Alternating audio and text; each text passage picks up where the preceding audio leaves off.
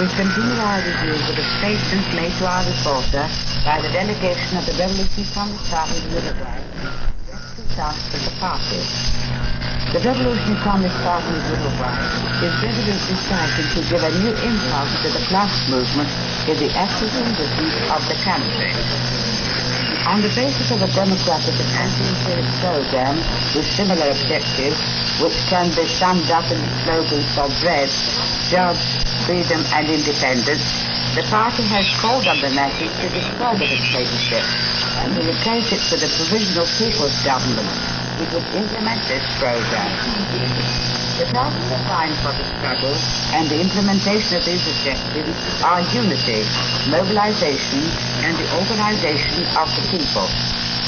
The main factors to achieve these aims are the development and the strengthening of the party, and especially its great efforts to transform itself into a powerful force, capable of leading the anti-dictatorial United Front on the basis of a correct political line. By on this course, to the Marxist-Leninism party, which is capable of leading the struggle of the masses, the Revolutionary Communists of Uruguay do not forget for a single moment strive for the people's national and democratic revolution on the basis of the workers' and society. Even though the presidency has been greatly improved in Uruguay, its inclusion in this revolution is of great political, practical and strategic importance. Uruguay is not as a monocultural, agricultural country in comparison with other countries of the world. It is one of the agricultural producers. More than 80% of its national income is secured through the export of meat and corn. By overcoming innumerable difficulties, the Revolutionary Communist Party of Uruguay has increased its efforts to strengthen the United Front, which is based on unity of the anti-dictatorial action of all the forces, which is, in one way or another, against the pro-Yankee fascist dictatorship. The revolutionary Uruguayan communists consider as an important step in this direction the unity of all the political and determined revolutionary organizations. Naturally, for the Uruguayan communists, the work of the party in the cause of the broad masses, and especially within the working class, is, in the future as well, the fundamental aspect of their struggle. Proceeding from the concrete conditions of the country, the party has defined the essential tasks in its struggle to achieve its revolutionary objectives. In the first place, on the basis of the extension and consolidation of the party and of the Union for the Liberation of the Country, the party is working to give a new impulse to the struggle to promote a national democratic and people's revolution. The imperative task, which is closely linked with this, is the preparation for the armed struggle in all fields, and in the specific conditions of Uruguay as the only country to take over state power. This task has now become one of the most important political and practical conditions, which must be attained together with the movements of the masses, so that through this struggle, a long and protracted process, a real people's army can be tempered. Only in this way can the people win genuine independence by evicting the traitors to the country and their bosses, the Yankee imperialists. Proceeding from the simplest demands of the masses for democratic freedom, better living conditions, national independence, etc., the Revolutionary Communist Party of Uruguay is marching forward to the revolutionary process. The backbone of this movement is the Uruguayan working class, which has manifested, both in the past and at present, its inexhaustible revolutionary energy in the struggle against the Uruguayan dictatorship, and considers it its task to take part in this struggle, thus realizing the task which the party has started with to lead this struggle as the vanguard detachment of the Uruguayan proletariat. During the last few months, the Uruguayan workers and people, in very difficult conditions and under the conditions of severe terror, have carried out various struggles against the imperial dictatorship. With a spread of sacrifice and the fear of one nation, the revolutionary communists of Uruguay feel the great historical responsibility that this struggle is transformed into an eruption of freedom struggle, which will put an end to the rolling fascists and their bosses once and for all. The Revolutionary Party of Uruguay has also set itself to cast the wavy reform struggle against all the trends of opportunism, both left and right, within and outside the party, in defense of Marxism-Leninism, which is the only ideology of the working class and its party.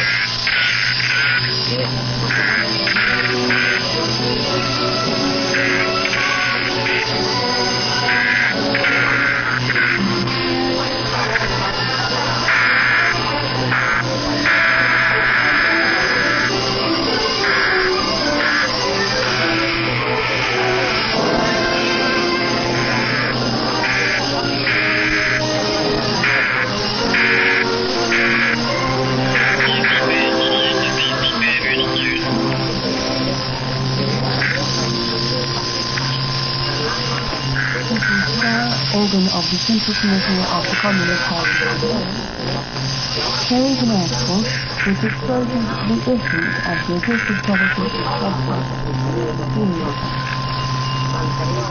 established extermination in the world, the article says, Soviet social imperialism is engaged in a fierce struggle with US imperialism for the division of the spheres of influence.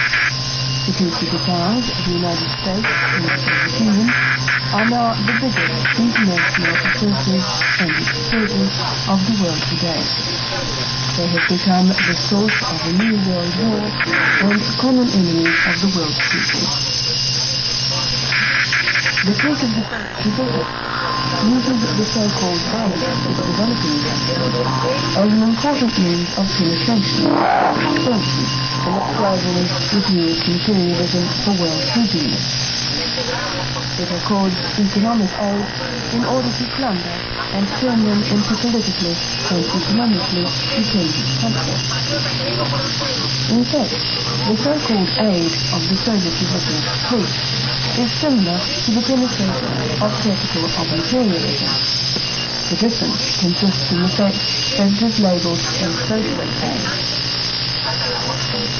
Like the so-called economic aid, the so-called military aid of the Soviet resistance fleet too fully reflects the nature of social imperialism.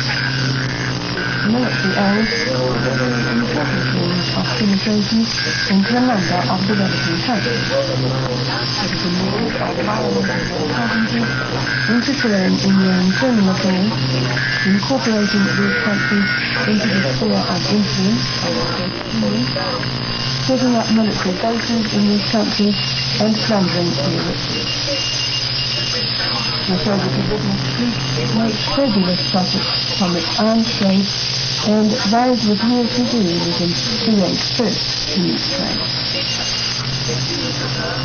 The organ of the Communist Party of Japan, left, exposes the fact made by the Soviet resistance about disarmament at a time when they themselves are increasing their military expenditure, militarizing their nation, and increasing People start social imperialism will suspect hundreds of thousands of soldiers to a number of East European countries and Mongolia, and has monopolized the command of the armed forces of the water system. After the occupation of Czechoslovakia in 1968, the Soviet troops are still here. These facts, the organ of the Communist Party of Japan, left says, clearly testify to the aggressive imperialist policy of the Soviet resistance troops to establish world hegemony. They also expose the reactionary nature of Soviet social imperialism, which is socialism in word and imperialism in deed.